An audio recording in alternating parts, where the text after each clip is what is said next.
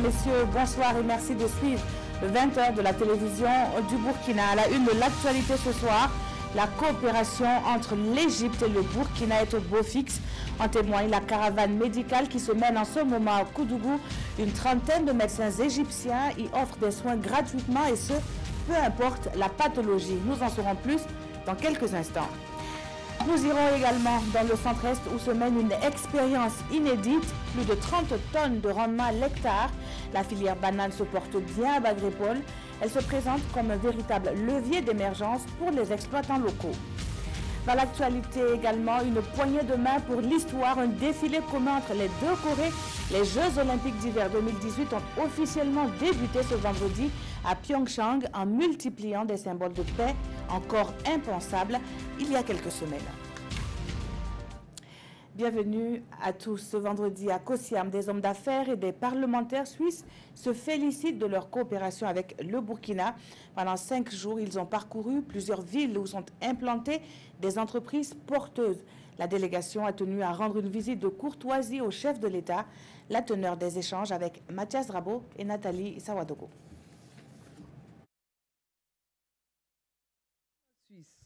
Ces hommes d'affaires et parlementaires suisses séjournent au pays des hommes intègres depuis quelques jours. Ils veulent mieux s'imprégner des volets de cette collaboration, mais surtout toucher du doigt les acquis des échanges de services entre entreprises suisses et burkinabés.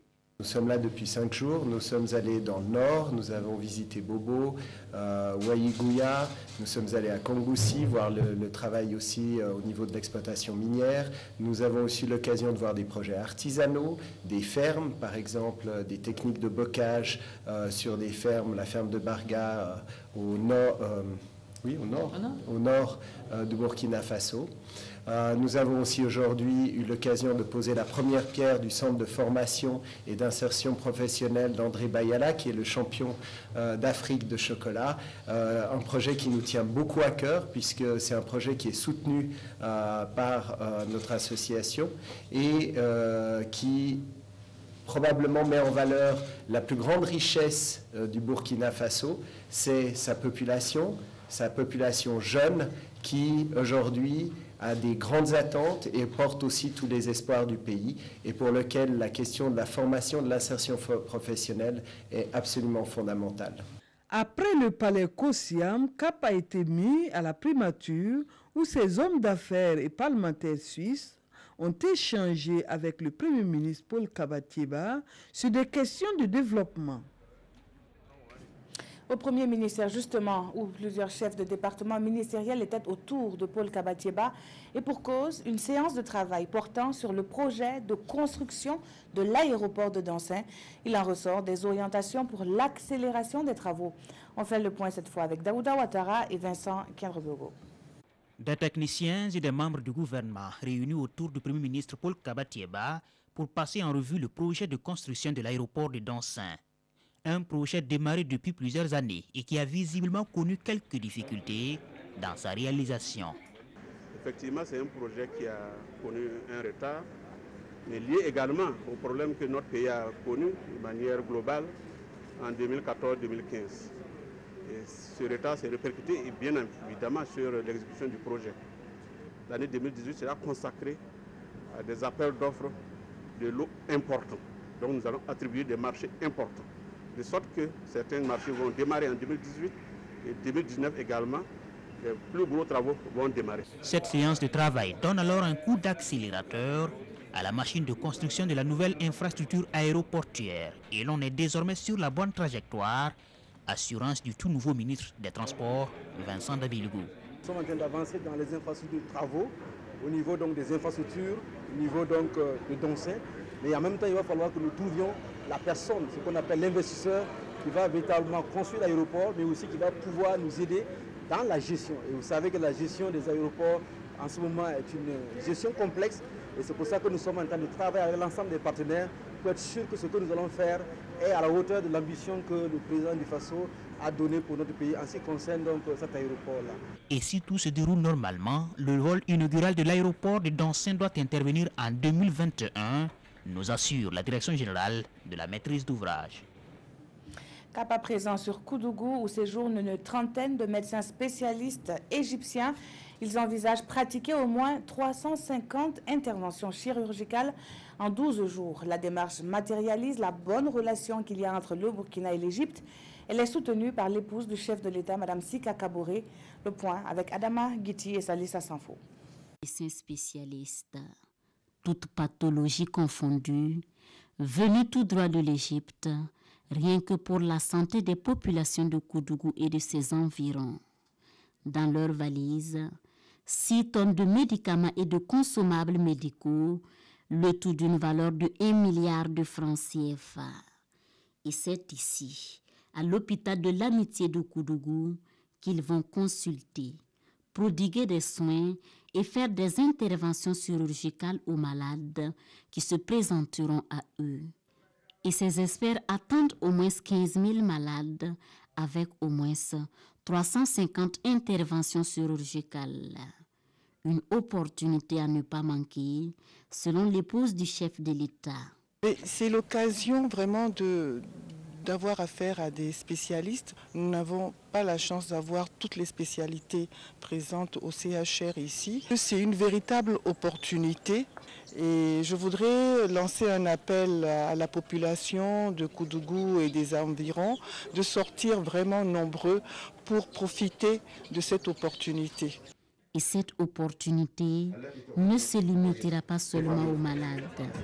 L'équipe soignante pense déjà tirer profit de cette caravane médicale. Ça sera une sorte d'échange d'expérience avec nos médecins spécialistes locaux et aussi un soulagement pour les populations qui seront prises en charge gratuitement. Notre technique de CHR de Koudougou sera un peu renforcée avec cette caravane parce que ce que nous faisons déjà, nous sommes un peu limités sur certains points. Soigner et partager les expériences pour de meilleures offres de soins au Burkina Faso. C'était une doléance du président du Faso au grand imam d'Égypte, le cheikh d'Al-Azhar, lors de sa visite au pays des pharaons en juin passé. Et en honorant à cette doléance, l'Égypte dit prouver qu'elle attache du prix à sa coopération avec le Burkina Faso. Et au nom de cette coopération, l'Égypte annonce l'ouverture prochaine d'un centre de traitement des hépatites virales B et C. Elle se veut plus proche des populations. La première responsable du médiateur du Faso est en tournée dans les différentes régions du pays. Voyons avec nos reporters Jean-Eudes Bayala et Oumou Sissé les grandes articulations de l'étape de Tinkodogo. Du Faso, la population de Tinkodogo. Une occasion pour elle d'en savoir beaucoup plus sur l'institution et le soumettre ses préoccupations. En tant que responsable du milieu associatif, ça va nous permettre aussi en tout cas de comment gérer les choses aussi et comment approcher aussi les administrateurs et aussi en tant qu'administrés et comment s'y prendre vraiment pour que vraiment minimiser les risques et puis aussi en tout cas éviter les éventuels conflits. D'éventuels conflits que l'institution travaille à prévenir à travers ses différentes rencontres avec les populations. Les populations recherchent justement que justice leur soit rendue individuellement ou de manière groupée quant à des retards de paiement, quant à certaines questions infrastructurelles, quant au questionnement même des statuts de manière générale, que ce soit l'employabilité des jeunes ou les questions des femmes. Aussi, nous œuvrons à ce que les citoyens sachent qu'il y a une institution qui peut porter leurs préoccupations de manière conciliante, de manière non conflictuelle. Pour Saran Séré-Sérémé, son institution va œuvrer à avoir des représentants dans toutes les provinces du Burkina Faso pour une meilleure gestion des litiges et préoccupations des populations. La prévention des conflits est également au centre d'un projet porté par la fondation Hans Seidel. À Ouagadougou, elle a rencontré des partenaires pour le présenter. Et ce projet prône les notions de bonne gouvernance et de décentralisation dans plusieurs pays de la sous-région ouest-africaine. Pawadrogo, Jean Zongo et Ismaël Sirima nous en disent plus. La promotion des valeurs et de la culture démocratique est la raison de cette réunion. La fondation Hans Seidel veut contribuer au renforcement des structures de l'état de droit au Burkina. La Fondation compte ainsi apporter son soutien pour des réformes institutionnelles et administratives. Elle entend aussi contribuer à la promotion de la bonne gouvernance. Nous sommes convaincus que nous pourrons seulement faire face aux défis actuels auxquels nous sommes exposés, vous au sud comme nous au nord, si nous sommes ensemble, solidaires, et si on renforce justement ces bases pour notre vie en communauté. Les actions de la Fondation Hans Seidel s'inscrivent dans le cadre d'un projet qui vise la démocratisation et la prévention des conflits dans la région ouest africaine. Ce projet a été lancé en 2015 et devrait prendre fin en décembre 2018. Et pour le moment, nous disposons d'un montant d'environ 4 millions d'euros, mais pour les 6 pays d'intervention de notre projet régional, il faut savoir que notre siège régional est ici à Ouagadougou, mais nous couvrons à partir d'ici le Burkina Faso, mais aussi 5 de ses pays voisins, à savoir le Niger, le Bénin, le Togo et le Mali. La Fondation Hans Seidel a été créée en 1967. Depuis cette date, les actions de la Fondation sont financées par le Parlement allemand. Dans la région du Sahel, des discussions se mènent pour une relecture du plan de développement. Ce nouveau référentiel en gestation se veut plus adéquat et en réponse aux besoins réels de la population du Sahel. Explication avec Bourey Makane, Voro Koraïre et Lazare Sanou. Les provinces de la région du Sahel s'organisent pour tracer au mieux le chemin de leur développement. Ici réunis, élus régionaux, représentants des services déconcentrés, d'ONG et d'associations s'activent pour la rélecture du plan régional de développement. C'est pour éviter les improvisations et éventuellement des dérapages. Il est bon de se doter d'une feuille de route à partir de laquelle il y a un certain nombre d'actions qui doivent être menées et on se donne les moyens de pouvoir réaliser ces ambitions. Présenté comme indicateur général des actions prioritaires, le document est aussi un instrument de plaidoyer. Les acteurs sont alors invités à écarter les facteurs de risque pouvant compromettre sa bonne exécution. Et je pense qu'ils sont dans ce processus et avec la formation donc, des acteurs au niveau du conseil régional, je pense qu'ils se mettent toutes les chances à faire de côté pour pouvoir réussir donc non seulement l'élaboration mais la mise en œuvre. Nous avons déjà un paquet d'informations sur les différents indicateurs de développement de la région. Ce sont des données qui sont essentiellement quantitatives et qui ne sont pas suffisantes pour décrire la situation.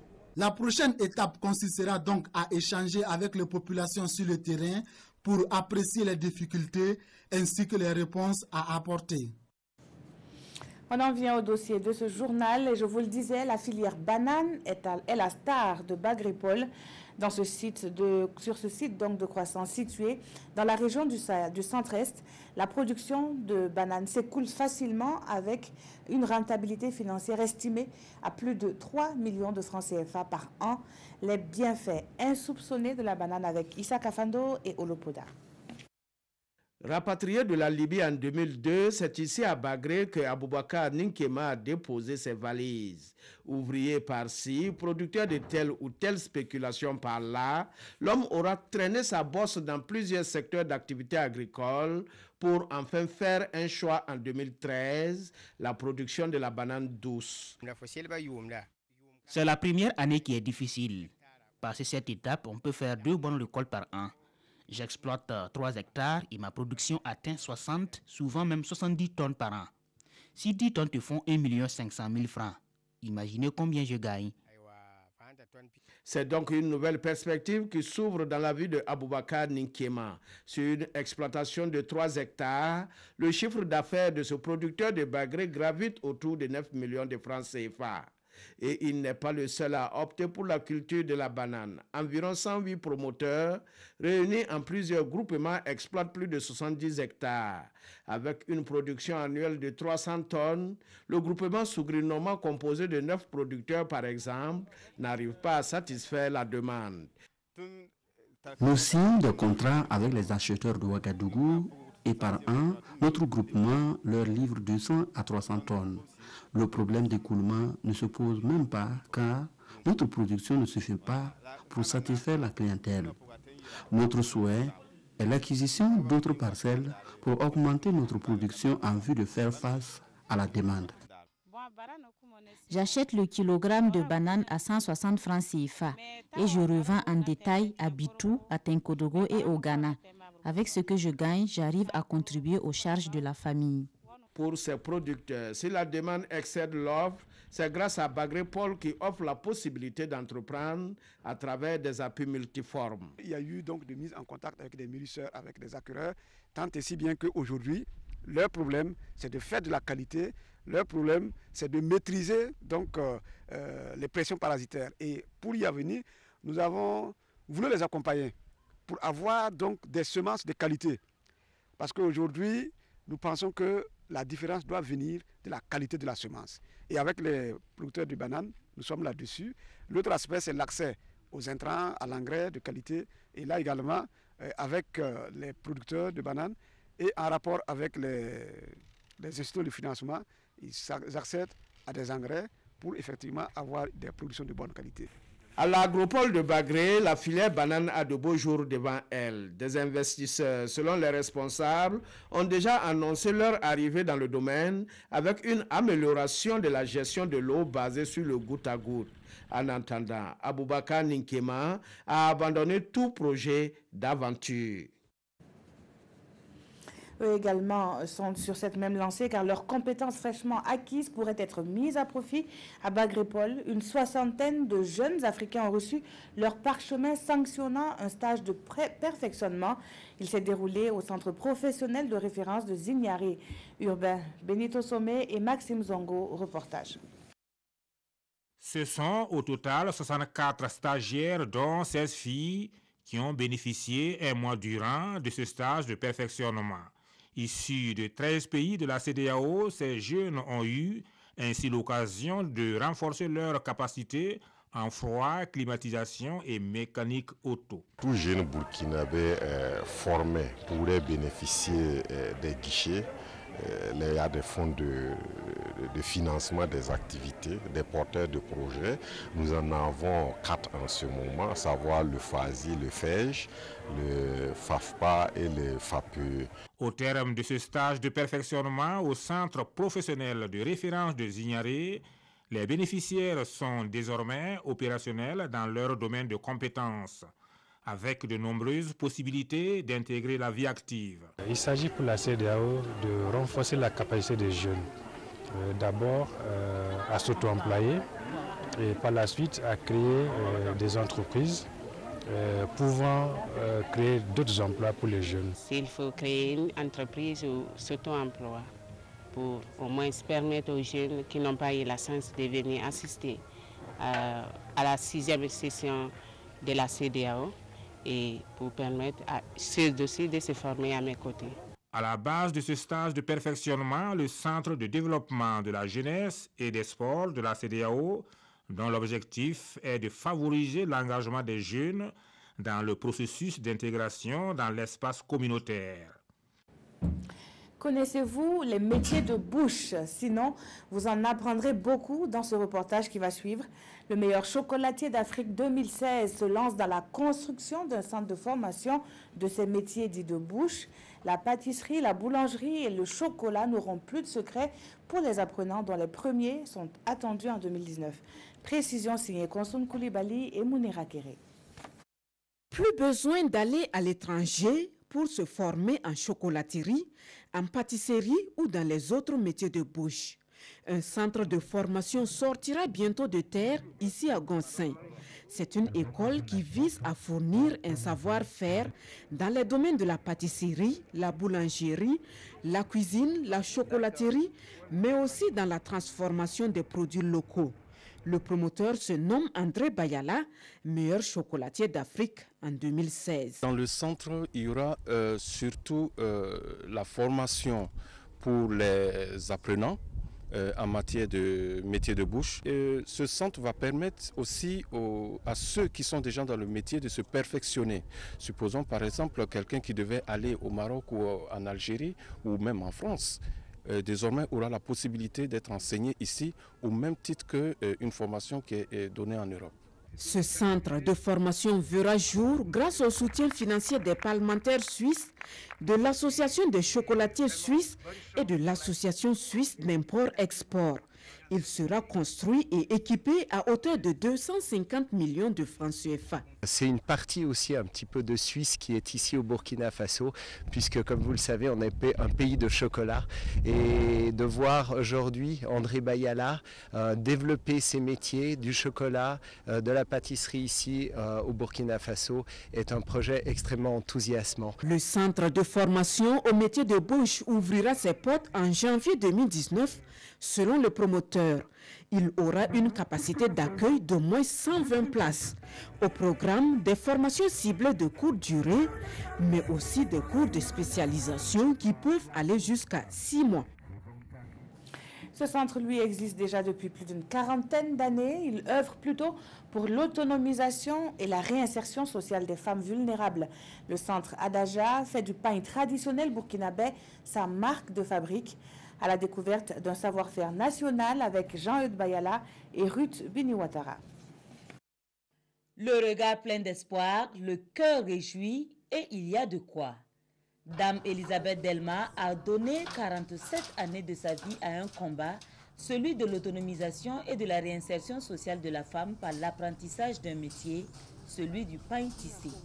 Quand j'ai travaillé pour moi-même, il y avait les gens qui viennent demander de l'aide, surtout les femmes.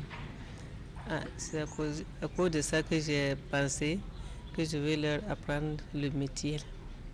Tout commence ici en 1970 dans ce centre de formation et d'accueil dénommé Adaja. Seulement 3 femmes acceptent de se soumettre à la formation. J'ai travaillé avec eux, j'ai acheté des métiers pour eux, le fil cadeau. Donc ils ont travaillé comme ça. Les autres ont vu que ça donne.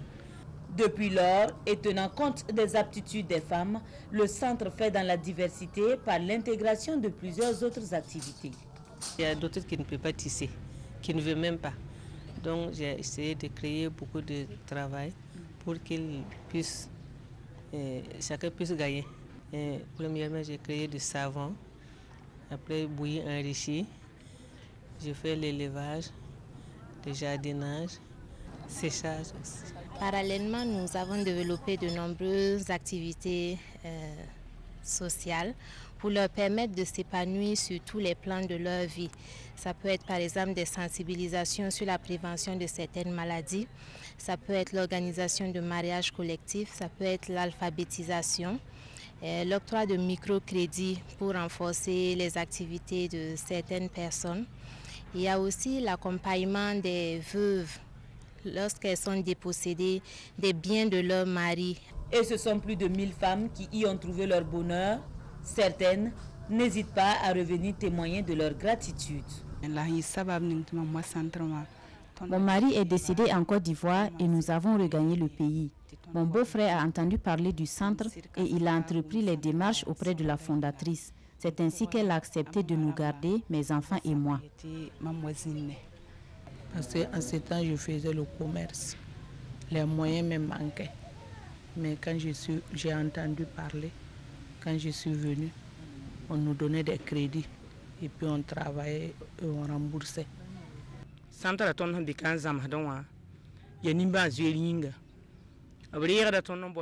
par compassion que le centre nous a gardés.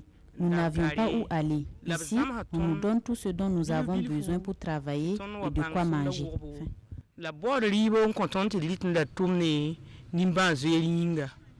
Dans la prise en charge des personnes vulnérables, le centre tend également la main aux orphelins.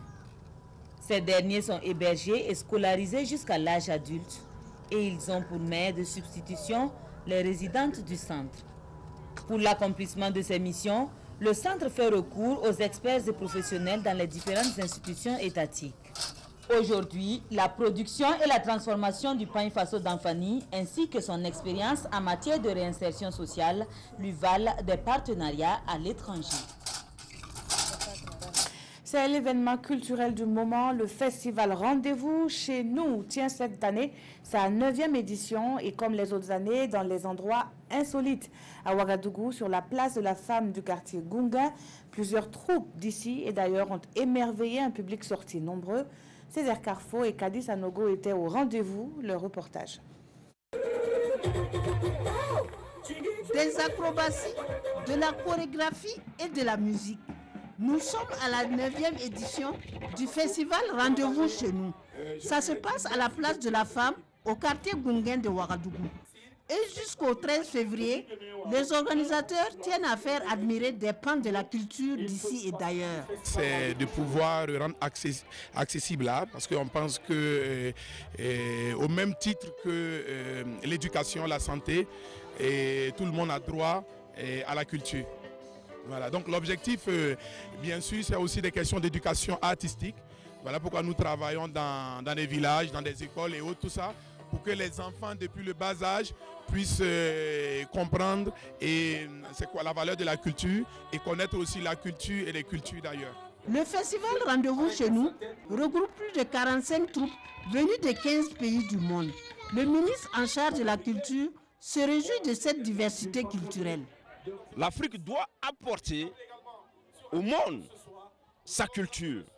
Et de ce point de vue, nous avons une richesse incroyable qui va permettre au monde d'avoir une autre image que d'avoir l'image de cette Afrique où ce sont des jeunes qui tentent d'aller à l'aventure parce qu'ils désespèrent.